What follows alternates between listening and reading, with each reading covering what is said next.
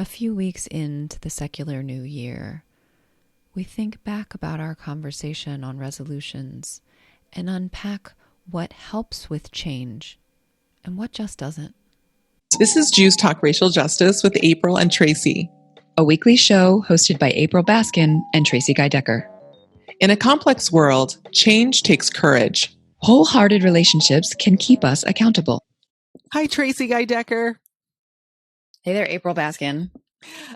So we spoke about some of our analysis and thinking around New Year's resolutions and our critique of how that's often constructed.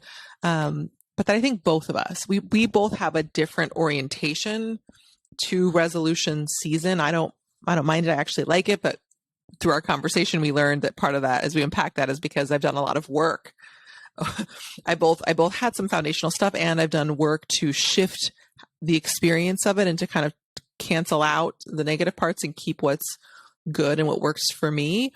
And even though I think you still may be, which a lot of my beloveds are in a place of like contradiction to that culture and dynamic, I know that we both do share a value and an appreciation of kavanot, of setting intentions and engaging in work. I mean, that's what we live into and do on a daily, weekly, monthly, and annual basis together through our work together.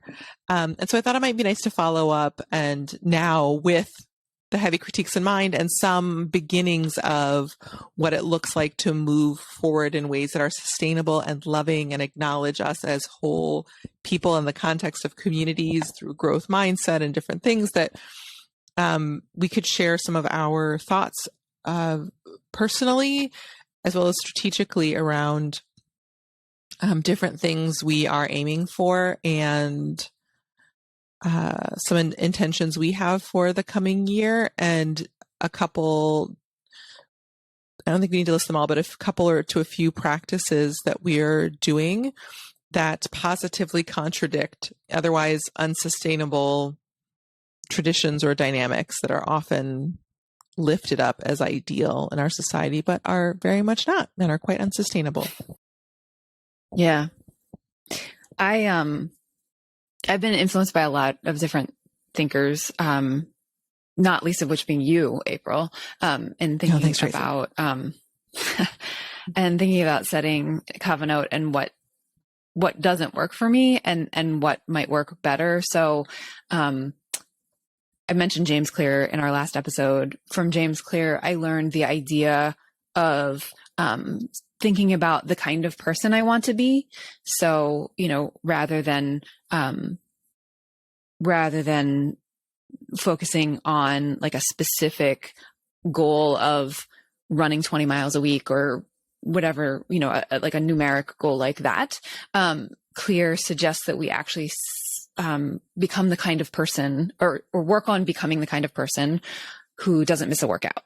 That I want to be the kind of person who doesn't miss a workout. I want to be the kind of person who makes healthy choices. I want to be the kind of person who lives fully in my body. I'm off the cuff right now. So I learned that shift from James Clear, and in that vein, I also, from you, have been thinking about, and not just you, but also some of the things that we've done together, thinking about doing the inner work to heal and just be more fully. Here I come back to the idea of shalem and shalom, shalem being wholeness, shalom being peace. And that's that constellation of wholeness and peace is what I'm trying to be more fully. And so, I recently developed, this is based on Gretchen Rubin's commandments, personal commandments that she wrote, but I learned about them through Demir and Carrie Bentley. I learned about Gretchen through Demir and Carrie. But I actually have been really focusing on what are the actual core things that if I can return to those intentions, then the rest of my life will be more shalem and shalom. Yes. And so those are, that's the kind of work that I've been that I've been focusing on in these last Would you be willing months to of share a resolution couple season of what those intentions are? You don't have to share all of them, but sure. might you be willing to share? I think people would be interested. I find it inspiring So, to hear. I don't mind sharing all of them. I have 10. And this is a work in progress. I don't think this is unlike the original 10, from Sinai. These are not carved in stone. So from Gretchen Rubin, her first is Be Gretchen. And so like following her model, my first is Be Tracie, which I take to mean stop trying to be somebody else. 2 is do hard things. 3 is move. 4 is feel your feelings, which I am not always good at. 5 is don't quit, rest. 6 is make room for God. 7 is return with compassion, which is actually about these kavanot themselves. And the compassion is really important here. So it's not just about a teshuvah, it's about teshuvah barachamim, return with compassion for myself. Number 7 is pursue justice. Sorry, that's 8. 9 is practice equity. And 10 is forgive yourself. So those are my 10, which I am carrying into 2022 and 5782. Wonderful. Thank you, Tracie. And I can't remember. Thanks for letting me share them, April. Yeah, they're so beautiful. When you were talking earlier about James Clear, I can't remember because I was reading a couple books. I read Atomic Habits almost 2 years ago, and I can't remember if it was this book or a different book, but I think it was his book when you talked about the who you want to be versus specific things. And I think it was, he said this, and probably other people did too, but about the aim for systems instead of goals. I think, yes, I think so. And I think that's, and to me, it's a variation of what you said.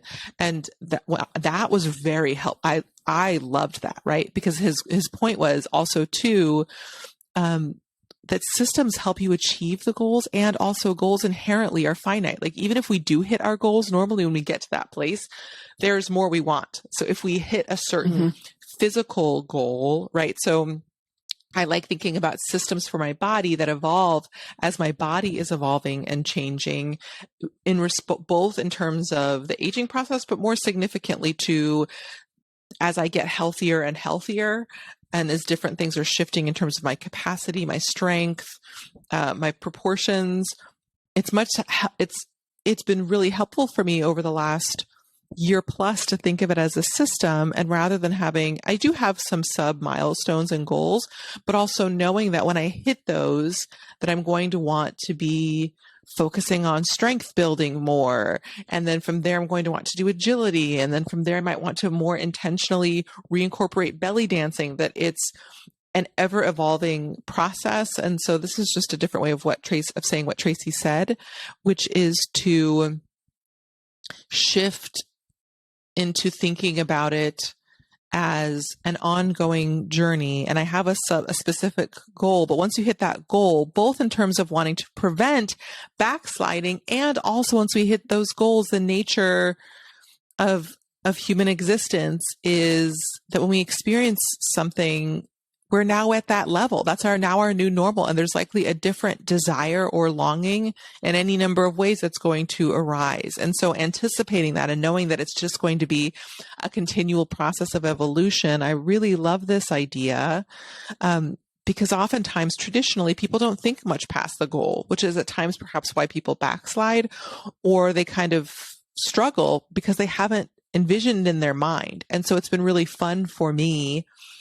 And it's shifted the way it's interesting. Like, I don't know if it's also just that I'm in an active process through different programs, and also because of the Jewish high holidays of having set some kavanot. And even then, that it's the nature of kavanot, I think, actually, as I'm talking, I'm noticing that we'll see over time, but I think it's shifting for me. Like, I have broader intentions and big, huge dreams.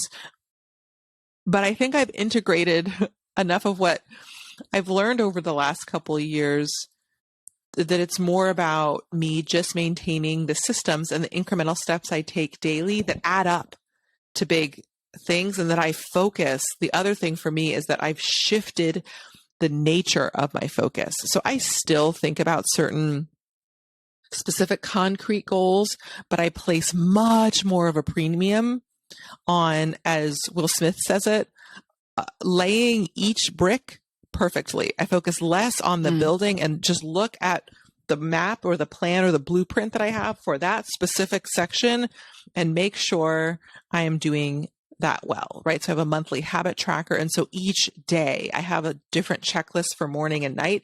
And I make sure to go through and do those things and to take 5 minutes in a sauna, because I've learned when I take 5 minutes in a sauna, that leads to a few hours of me doing focused work that is the work that my team and I have determined are the most leveraged actions that I can take.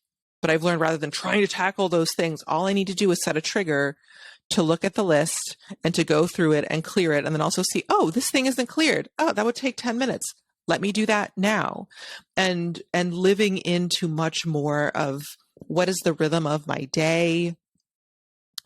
Some other intentions I have. So I haven't gotten to the point of the 10 commandments yet that Tracie has, although I would like to do that for the coming year because, again, I love intentionality. And so that's fun. And it would be fun for me to think about these different core principles, because I think the 10 plus commandments are already swirling in my world and in my lived existence right now, but it would be great to name them concretely or to notice this other list that I'm using that basically incorporates different parts of those or different facets of my different habits, but actually name them to make it even more concrete for me, which is helpful for me and how my brain works, because I often am more amorphous in my mind and going from multiple places. So having an anchor place where I can see these things concisely articulated would be helpful. Some other things I would say, I had an idea, but then I forgot it. What was it? So the systems versus goals piece is really huge and it's really central. Another example that I would give of this, just to share, is I recently purchased, while I was in the States, a Lumen, which is this little device that was made by 2 Israeli sisters, which is just kind of fun for me to notice. I didn't know that when I first learned about it, that measures the enzymes in your breath and can tell you on a scale from 1 to 5 whether you're burning mostly fat, a little bit, most like less fat, but still mostly fat, carbs and fat, or predominantly carbs or entirely carbs. And that aligns with different parts of my health journey and eating habits that I find really helpful for me in alignment with the recommendations of different doctors and physicians like David Perlmutter and the like. And maybe if I were in the States, I wouldn't get it, although maybe I probably would, because there are other tests that one can do that take more time, or if you saw a nutritionist or things. But in the absence of that in Senegal, this is a great tool for me to have daily, especially at times when I don't know what I'm eating, to have a sense of where my body is, to just track progress. And as I'm using it, I notice that different people in the online community get really fixated about specific scores. But from what I've learned, as I've been doing this, I have focused, like I notice in the morning where it is and at different points. But if something, especially something upsets me, like, so I more savor when I like it. And when I don't, I just think it's actually less about the specific score and more about the habit. Because the other thing about this tool that before I purchased it, as I was debating whether or not I would, that different people spoke about, is that for the first month or so, it's collecting data in order for it to give you really helpful information about how specifically your metabolism is working. And so I've been focused about it in a way that's like the laying of bricks, of just like, actually, it's less about the score, although that I care about that, but it's much more about me doing this a few times a day, every day, and building up the body of knowledge and momentum and the habit of me doing this. Because once I build in that habit, it's easier for me to then, once that's more solid, to think, oh, these are the recommendations for food it has for me based upon the goals that I've set. And I can do that. But I've just chunked it down to just what I need to do and just feeling good about taking a measurement each day. The thing that is coming up for me. This is related a little bit to kind of some of the things we talked about last time, and this is related to my 10th commandment, personal commandment, which is forgive yourself, which is that those folks who are getting fixated, I'm projecting right now, but I'm projecting onto them that I think you're probably right. that person has decided that they will be good enough when they get that score consistently at that thing, right? Like that's when they'll be good enough. And the problem is I'm realizing, and I'm trying to return with compassion that no, you won't, because there'll be some other thing that you decide is the thing that you'll be good enough. And the way to be good enough is to recognize that you're already good enough. Yeah. Mm-hmm. And that then, and I think that's fundamentally the difference of what you're describing right now, April, of the system rather than the goal. Because the goal says that reach this thing, and that will be enough, and you will be enough. And the nice thing is too that really their system works to contradict it too, I would add, which is that they recommend having metabolic flexibility, but it seems like at times people in the community are still, because of messaging and stuff, so please, they're still fixated, even though the Lumen staff talk about having the ability to switch back and forth. People get really panicked and slow down. Because it's a difficult thing to turn off. I got, when I, for years now, I'm at different moments, it's become acute, but so,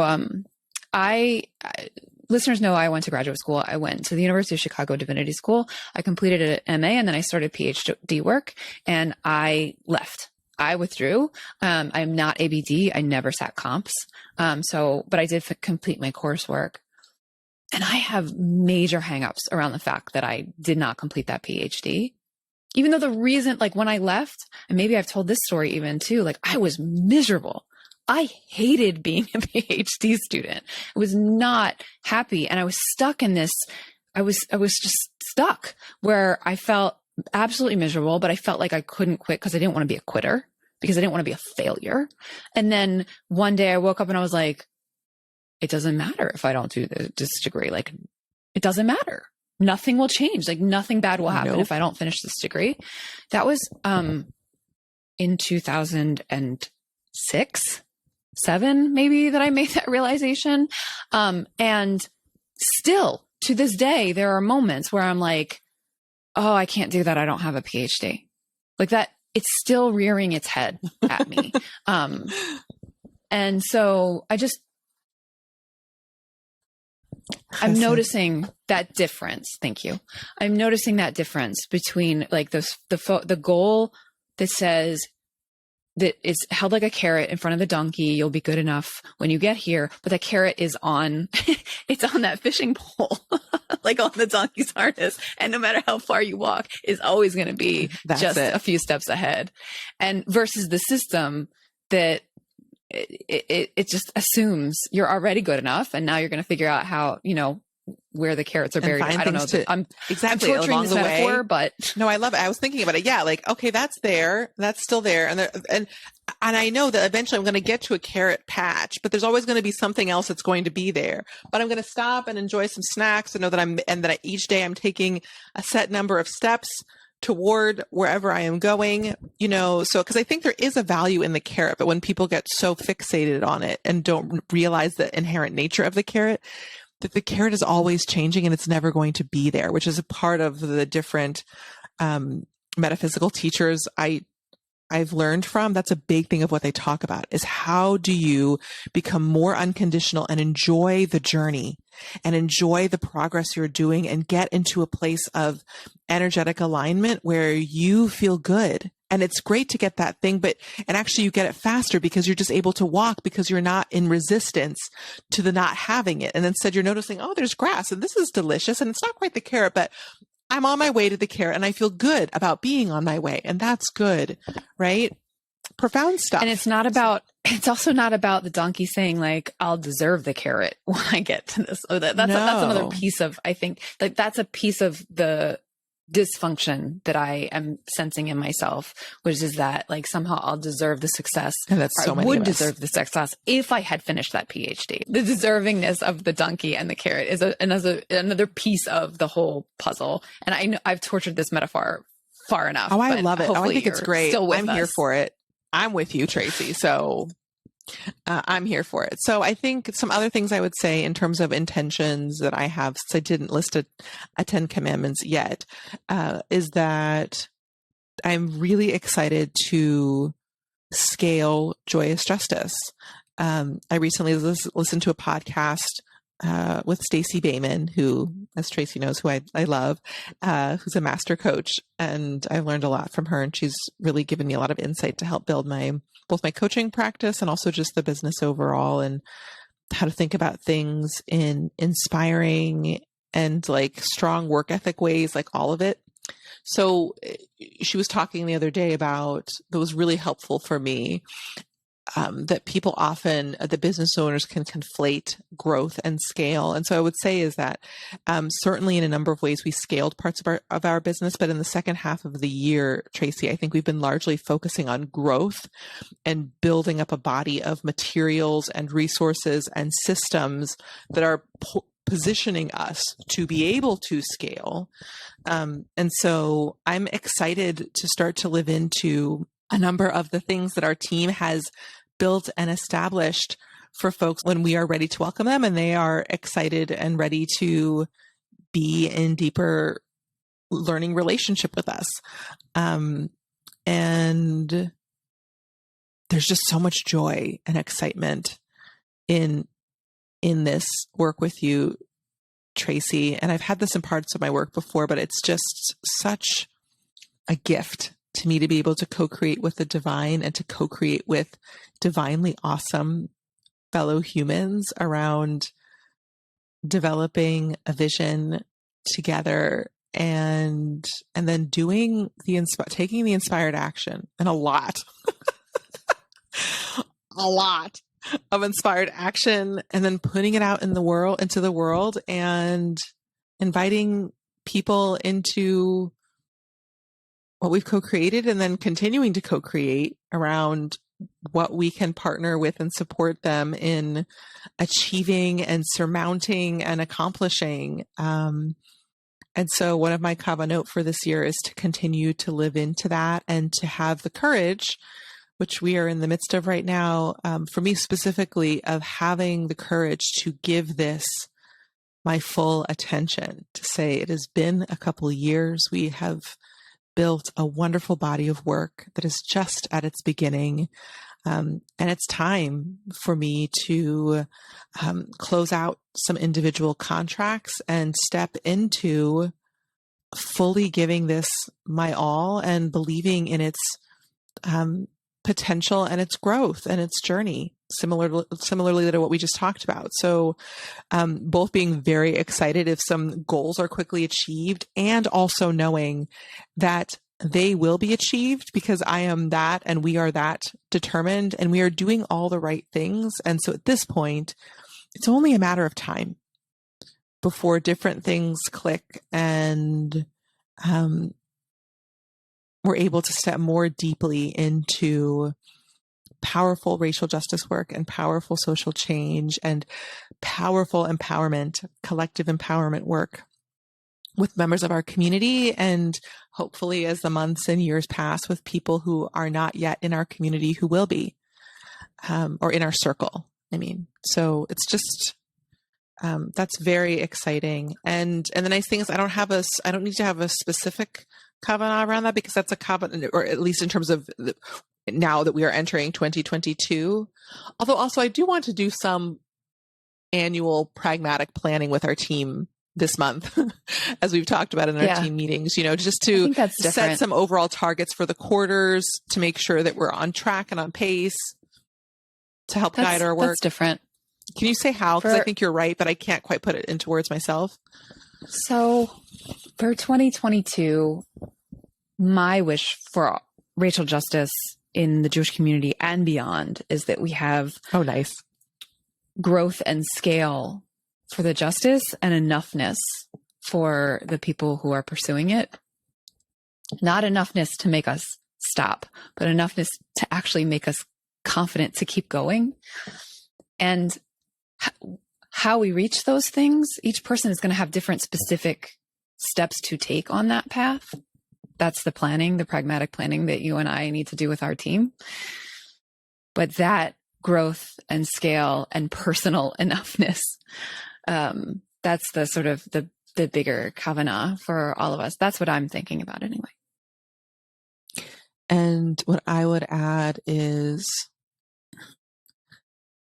not exclusively, but since we put so much time into it, especially through Racial Justice Launchpad and other similar efforts, my kavanah is that